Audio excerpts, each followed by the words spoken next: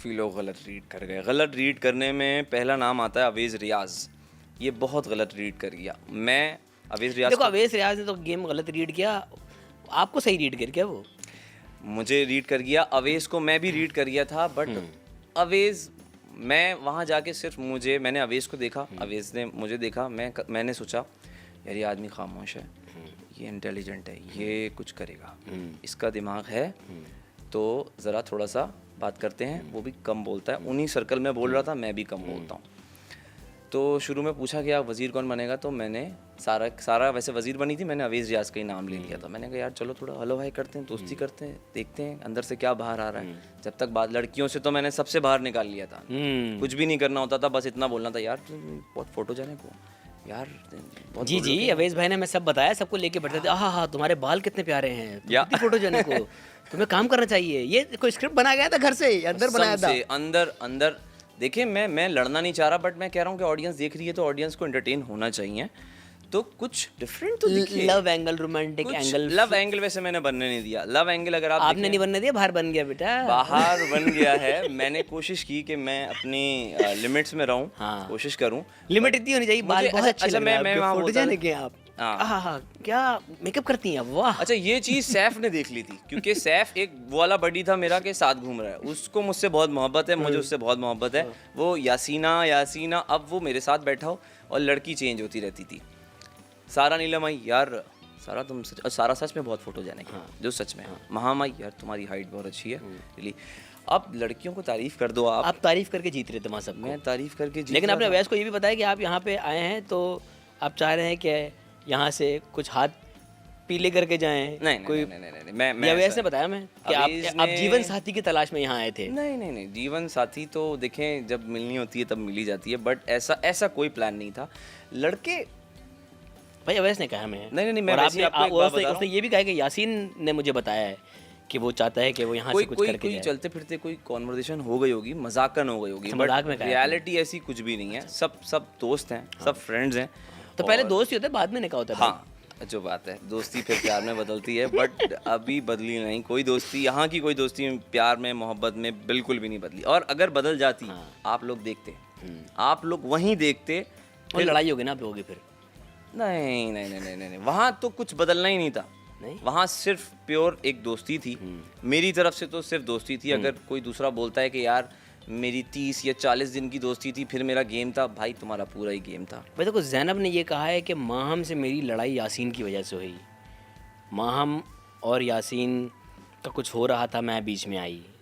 तो इसमें कितनी हकीकत है? इसमें इतनी हकीकत है कि इसको हकीकत नहीं, पूरा। आप माहम को पसंद करते थे शुरू में? फ्रेंड करते थे, एज अ फ्रेंड कि आप किसी से मिलते हो, जैसे मैं अभी आपको पसंद करता हूँ, इतना ही मैं माहम को पसंद करता था। क्या मतलब दो पीक्स पकड़ियां आपने, एक तरफ माहम एक तरफ मैं। नहीं देखें, वाह अच्छा कवर किया भाई। बिल्कुल ये वाला लड़के बहुत ज्यादा देखें, लाजवाब करना चाह रहे हो मुझे।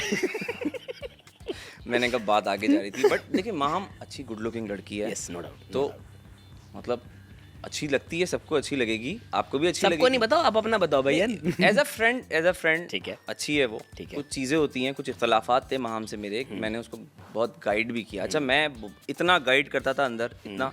बादशाह सलामत ने एक दिन सीक्रेट रूम में सबको बुलाया था, मुझे बुला के बोला आप गेम समझ गए हैं।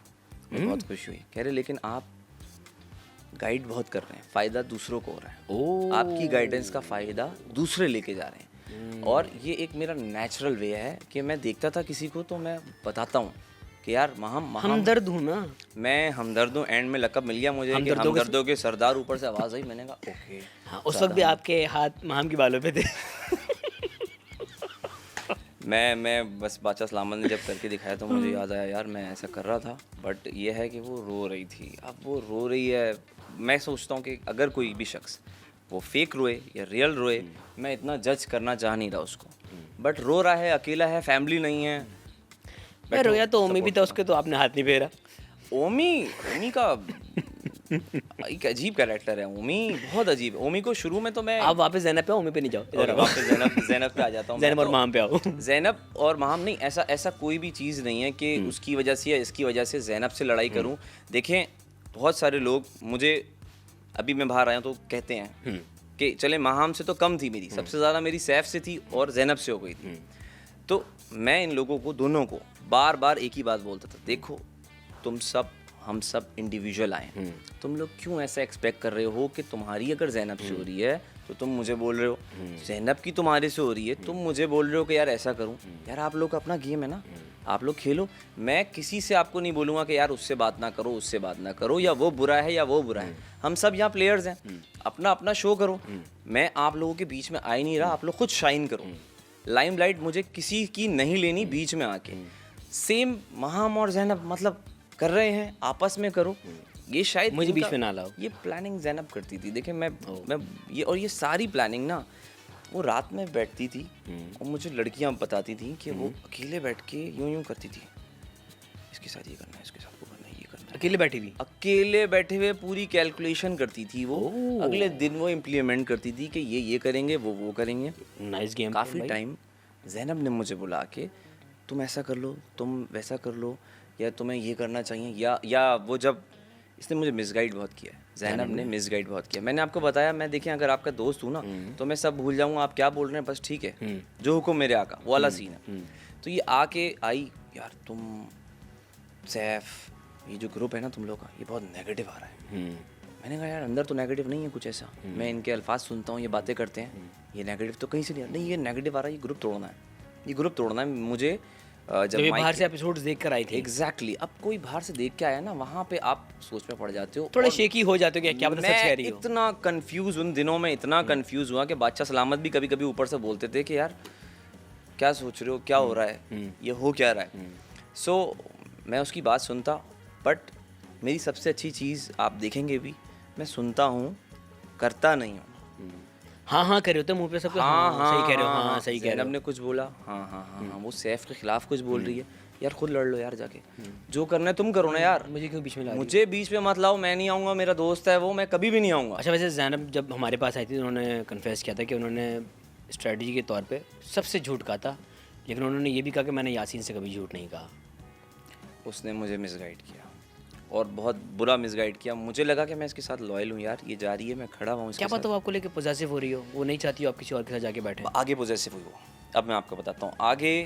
अच्छा इन सब में एक चीज़ एक और कॉमन थी, जितने भी जो लाउड थे ना, ये एक बात को 6 बार बोलते थे पूरे दिन में। मुझसे ये नहीं होता, मैंने आज आपसे बात कर दी है, मैं 6 बार नहीं रिपीट करूँगा, बिल्कुल 6 बार करते, 6 बार करते। दैट्स वाई मैं सब लड़कियों को हाँ अब यार अभी अंदर देख के आ रहा हूँ क्या लड़ाई हुई है, मुझे यहाँ बाहर आके क्यों बता रहे हो यार। यस तो बस ये अब जैनब ये करती थी, बैठी हुई यहाँ पे बैठ के बात कर रही, पता नहीं वो आया हो ना आया हो, मैंने कोई एपिसोड्स नहीं देखे। मैं बस बिल्कुल एकदम खाली माइंड के साथ आपके साथ जब आप 64 दिन रह के आते हो फिर आपको एपिसोड देखने की जरूरत भी नहीं होती है, ज़रूरत नहीं होती बिल्कुल। तो वो एक रिपीटेडली कोई चीज़ें बोले जा रही, प्लानिंग प्लॉटिंग कुछ। तो मैंने कहा यार मुझे पकाओ मत पकाओ। मैंने कहा मैं जा रहा हूँ, मैं उठा और मैं माथे चला गया। वहाँ वो कहीं ईगो में आ गई, किस में आ गई, और अंदर गई रात को। कुछ सब लड़कियों के साथ इसने प्लान किया, प्लान करके उसमें दानिया या महाम ये सब शामिल कि यार इसको फुटेज नहीं देना, इसके साथ नहीं बैठना, इससे बात नहीं करनी। अगले दिन मैं देख रहा हूँ मुझसे कोई लड़की बात नहीं कर रही। मैंने कहा ये क्या हो रहा है, अब मैं किससे बात करूँ।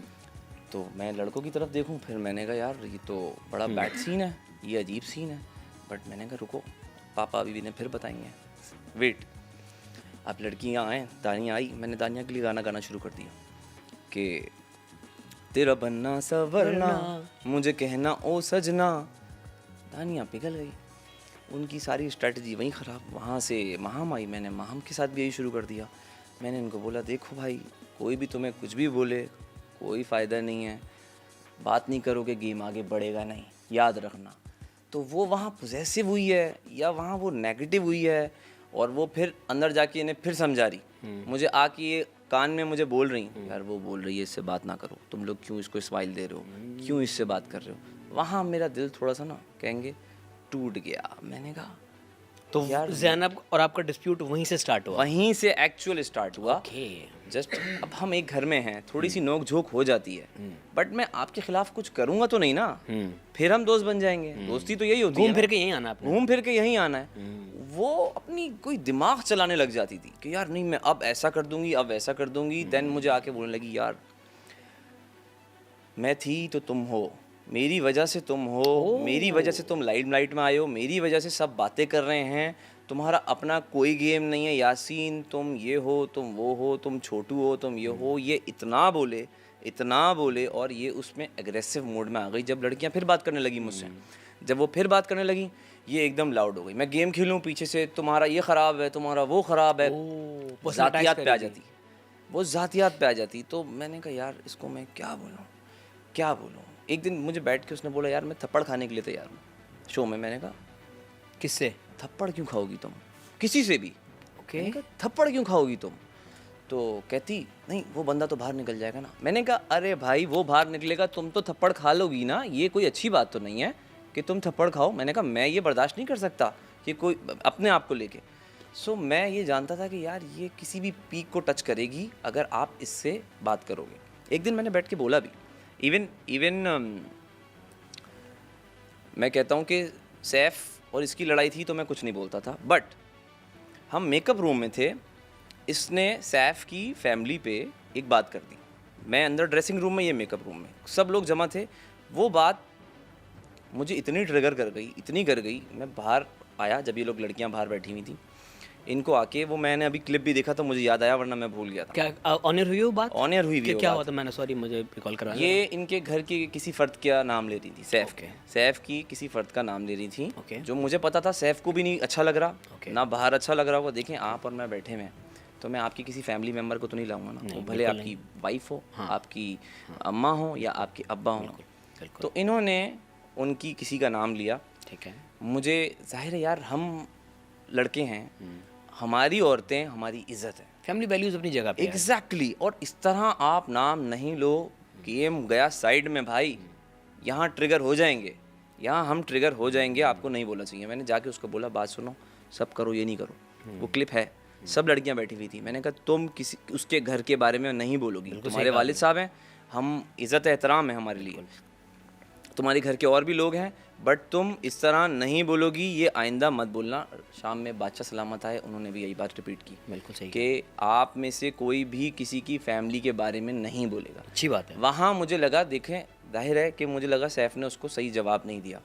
मैं समझता हूँ कि वहाँ मैंने कहा ऐसी की तैसी भाई, मैं जाके बोलूँगा आइंदा मत करना, ये मत करो। सैफ को बोलो जो बोलना है तुमने, घर वालों को उसके घर को बीच में मत लाना। फिर जाहिर है यार मेरे घर को भी कोई बीच में लाता, मैं भी पागल हो जाऊंगा यार, हो जाएगा। तो दैट्स वाई मैंने ज़ैनब से एक ये सवाल भी पूछा था कि आप बार बार उनकी मैरिटल स्टेटस को लेके कमेंट करना, ये जेब नहीं देता। जो बात है, क्योंकि सैफ इस गेम का हिस्सा था, उनके घर वाले इस गेम का हिस्सा नहीं थे। ट्रू। तो प्लीज़ उनके घर वालों को बीच में ना लाओ। बिल्कुल। तो उस पर उन्होंने अपना जो पॉइंट ऑफ व्यू था वो बयान किया था। उस दिन के बाद से वो एकदम समझ गई थी, वो थोड़ी सी मेरी से उनकी अनबनी थी, लेकिन वो समझ गई थी कि यार इधर मैं नहीं जाऊंगी, इस तरफ मुझे नहीं जाना, और जाना भी नहीं चाहिए यार, जब बहुत बैड सीन है ये। बाहर भी लोगों को बुरा लग रहा है, अंदर वालों को तो बहुत ज़्यादा लग रहा है यार। सो बस ज़ैनब से यही चलता रहा, वो पता नहीं क्यों फिर वो क्लैश बढ़ता ही चला गया, फिर वो रिजॉल्व नहीं हुआ। ये प्लानिंग प्लॉटिंग उसकी हुई, उसके बाद से मैंने सोच लिया था यार मैं बात नहीं करता अब, ख़त्म मेरी तरफ से, क्लोज। आई भी वो बहुत दफ़ा आई, वो बहुत दफ़ा आई, बट मैंने कहा यार ना आके कहती यार ये मैं जिसको छोड़ देता हूँ मुकम्मल छोड़ देता हूँ। नहीं, तो देखिए आप ईगो पे आ गई ना बात, मेरी वजह से तुम हो, अच्छा तो फिर चलो देख लेते हैं कौन है और कौन नहीं है। तो जब वो जा रही थी तो मैं बस सिर्फ देख रहा था उसको, मैंने कहा